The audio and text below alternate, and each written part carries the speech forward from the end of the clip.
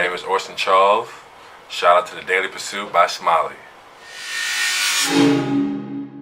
So I currently play for the Cleveland Brown, and I'm in the process of starting my nonprofit organization to help the single parent mothers and my country back home, Dominica. The funny story, I didn't even know until I was 12.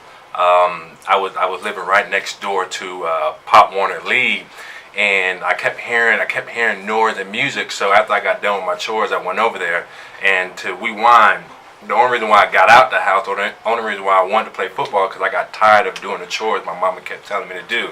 So at the age of 12, I really found out that I just wanted to play football. So I played receiver in high school, and then I knew that I wasn't going to be fast enough to play receiver in college. So I was talking, and I was like, you know what, I'm just going to play tight end. So that worked out, and then going into the league, the league like a certain height if you want to play tight end, and I didn't meet that criteria. So I moved to fullback my second year.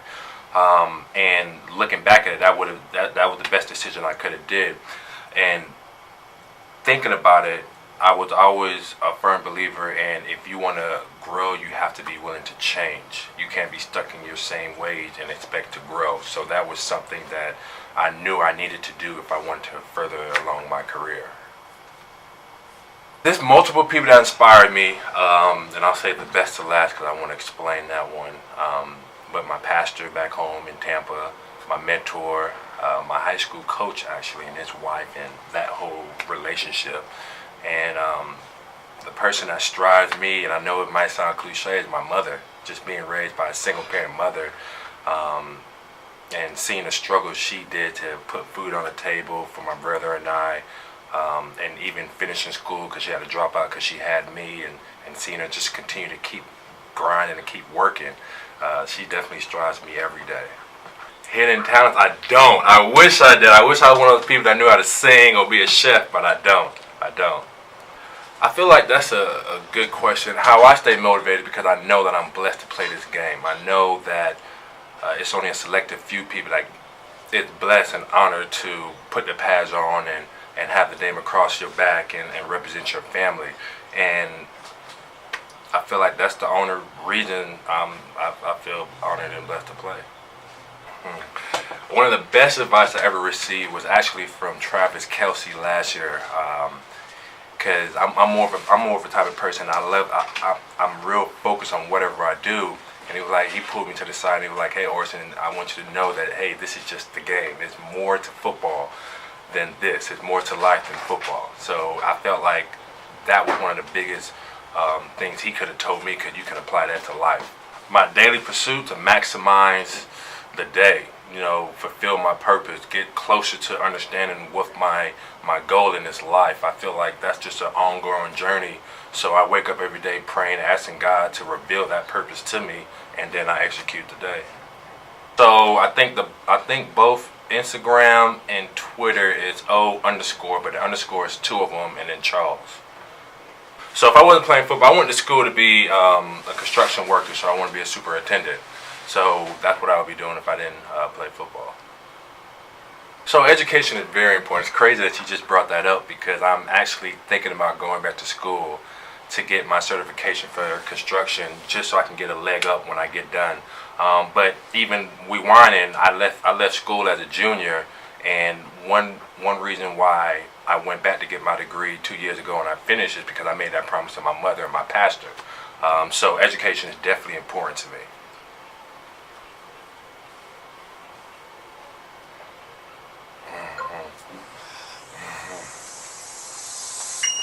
One thing that I cannot live without. I don't think anybody can live without food. I don't know. You asked me questions ain't nobody asked before, so I'll say food. Right now. So one, I wish for a wife. That's one. Two, dang, that's a good question. Like I said earlier, just trying to figure out what's my purpose and hoping that I'm working towards that. I'm doing that. And three, just continue to just be happy. Just never give up. Stay prayed up, trust in His word, trust in Him, and He'll lead the way. understand that I can provide for my kids' kids, and that's what I want to do, because I feel like in the Bible it says that what are you, or who are you if you don't leave for the next generation, and that excites me. To soak everything in and trust the process.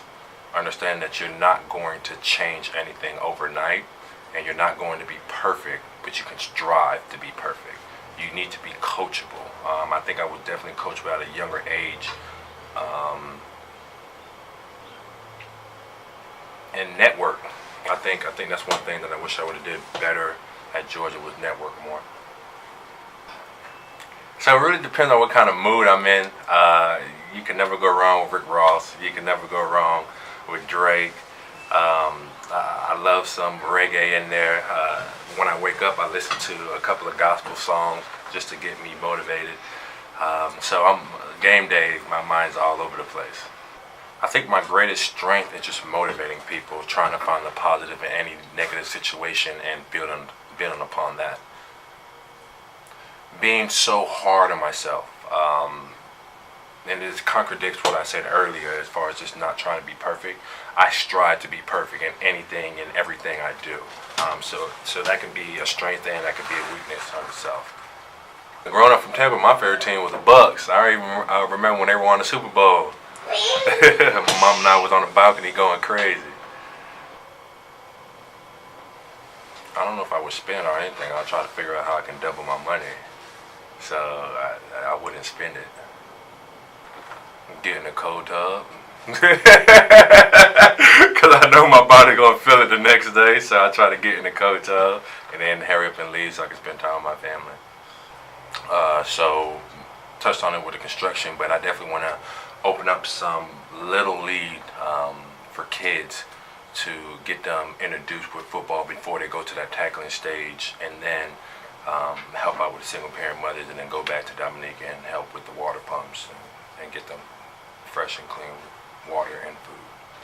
I mean, to be honest, I don't really look at the money situation. I love football, and I feel like if you love what you do, the money is just, it is what it is. Now, granted, you're supposed to pay to play what they're worth, but at the end of the day, I love the game, so the money's not really the issue.